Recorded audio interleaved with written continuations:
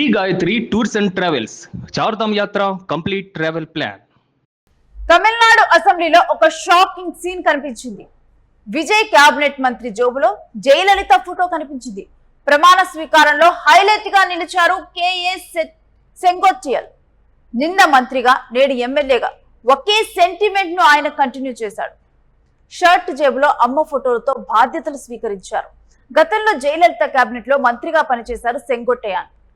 Boss మారిన సెంగోట్టియన్ కు అమ్మపై భక్తి అభిమానం ఏమాత్రం తగ్గలేదు. జయలలిత వీరాభిమానిగా మరోసారి సెంగోట్టియన్ వార్తల్లోకి ఎక్కారు. అసెంబ్లీ లాబీలో మంత్రి జోబు పైనే ఇప్పుడు చర్చ జరుగుతోంది. తమిళ రాజకీయాల్లో ఇది ఒక హాట్ టాపిక్ గా మారింది. ఇక జయలలిత ఉన్నప్పుడు తన కింద అంటే ఒక నమ్మిన బంటులాగా సెంగోట్టియన్ ఉన్నారు. ఇక జయలలిత లేని తరువాత అన్నా డిఎంకే నుంచి అనుకోని పరిస్థితుల్లో తాను బయటికి రావాల్సి వచ్చింది. అంటే తాను విడిపోయినటువంటి చీలిక వర్గాలను కలపాలని ప్రయత్నం చేయటం, అదే సమయంలో సెంగోట్టియన్నే ఇంకా పార్టీ నుంచి బయటికి రావాల్సిన పరిస్థితి విభేదాలతో తలెత్తింది.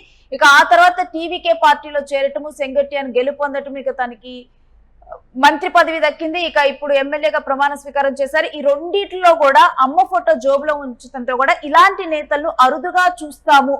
ఒక నేత ఉన్నా లేకపోయినా కానీ అదే రకమైన అభిమానాన్ని కంటిన్యూ చేయటంలో అంటూ కూడా సెంగోట్టియన్ ఒక సుదీర్ఘ రాజకీయ జీవితం ఉన్నటువంటి వ్యక్తి. ఈ రకమైన వ్యక్తిత్వాన్ని తాను కనపరచడం అయితే ఇప్పుడు హాట్ టాపిక్ గా మారింది. దీనికి సంబంధించినటువంటి డీటెయిల్స్ మా ప్రతినిధి వెంకట్ అడిగి తెలుసుకుందాం.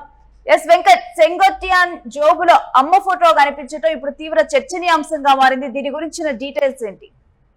ఎస్రేణం, రాజకీయాల్లో విశ్వాసం అనేది ఈ మధ్య కాలంలో మనం చాలా తక్కువగా చూస్తున్నాం. అంటే రాజకీయ భవిష్యత్తు ఇచ్చినటువంటి నాయకులను తిట్టడం, లేదంటే అంటే ఇతర పార్టీల్లోకి వెళ్తే వాళ్ళను అమర్యాదగా మాట్లాడటం, అలాగే బహిరంగ వేదికల్లో కానీ లేదంటే ఎక్కడ అవకాశం ఉంటే అక్కడ ఇష్టం వచ్చినట్టు మాట్లాడటం అనేది పదే పదే జరుగుతూ వస్తుంది. కానీ ఇక్కడ సెంగోట్టియన్ విషయంలో మాత్రం ఇది చాలా డిఫరెంట్ గా ఉంది. ఎందుకు అనంటే సెంగోట్టియన్ రాజకీయ జీవితంలో జయలలిత పాత్ర, మాజీ సీఎం జయలలిత పాత్ర చాలా కీలకంగా ఉంటుంది.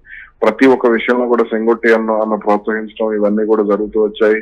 రాజకీయంగా ఇంకా పార్టీ కష్టాల్లో ఉన్నప్పుడు, అన్నా డిఎంకేలో ఉన్నప్పుడు, జయలలిత అధికారం కోల్పోయినప్పుడు ఎక్కడా కూడా జయలలితను ఆయన వదిలిపెట్టలేదు. జయలలిత కూడా ఇటువంటి నమ్మకమైనటువంటి నాయకులకు, పన్నీర్ సెల్వం గానీ సెంగోట్టియన్ గానీ ఇలా కొంతమంది నాయకత్వానికి ఆమె చాలా వరకు కూడా ప్రాధాన్యత ఇస్తూ వచ్చినటువంటి పరిస్థితి ఉంది. ఎన్నో అంటే ఎవరన్నా చీలిక కోసం ప్రయత్నం చేసినా, ఏం చేసిన పార్టీలో వీళ్ళు మాత్రం జయలలిత వెంటే ఉండటం ఇవన్నీ కూడా జరిగినటువంటి పరిస్థితి ఉంది. అయితే ఇప్పుడు అంటే ఆయన పూర్తిగా పార్టీ మారిపోయారు. అసలు ద్రవిడ ఫ్లేవర్ ఉన్నప్పటికీ కనపడకుండా ప్రయత్నం చేస్తున్నటువంటి విజయ్ నేతృత్వంలోని టీవీకే పార్టీలో జాయిన్ అయ్యారు. ఆ తర్వాత ఎమ్మెల్యేగా ఎన్నికయ్యారు. నిన్న మంత్రిగా ప్రమాణ స్వీకారం చేశారు. ఈ రోజు ఎమ్మెల్యేగా ప్రమాణ స్వీకారం చేశారు. అయినప్పటికీ కూడా తన రాజకీయ జీవితానికి అన్ని విధాలుగా అండగా నిలబడినటువంటి జయలలితను మాత్రం ఆయన మర్చిపోలేదు.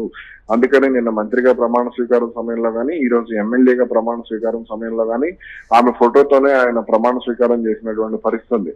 అందుకనే ఇక్కడ అంటే తమిళనాడు కొంత గతంలో జయలలితను అమ్మగా, ఆమెను ఒక ఆరాధ్య దైవంగా చూసినటువంటి పరిస్థితి ఉండేది.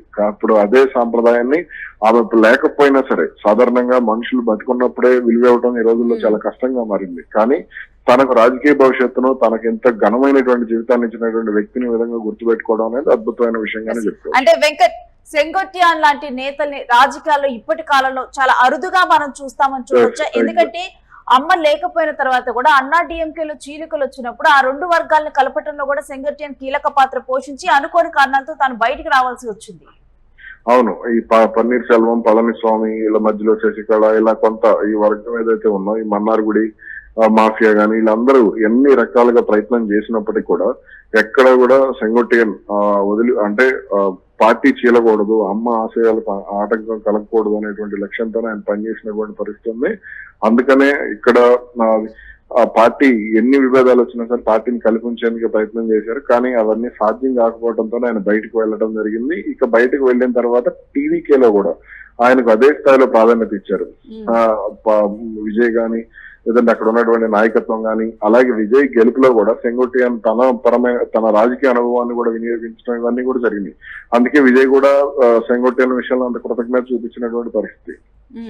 అయితే ఇప్పుడు సెంగోట్టియన్ కనబరిచినటువంటి ఈ ఒక్క గెస్చర్ అంటే ఒక స్వీట్ గెస్చర్, అమ్మని జోబులో పెట్టుకొని ఫోటోని జోబులో ఉంచుకొని తాను ప్రమాణ స్వీకారం చేయటము, అంటే దీంట్లో మనం ఇప్పుడు టీవీకే వైపు కూడా అమ్మ అభిమానులు ఒక పాజిటివ్ గా చూసేటువంటి అవకాశం మనం చూడొచ్చు. కంపల్సరీ ఉంటుంది, ఖచ్చితంగా ఉంటుంది. ఎందుకనంటే ఇప్పుడు మైలాపూర్ నియోజకవర్గం ఉంది ఫర్ ఎగ్జాంపుల్.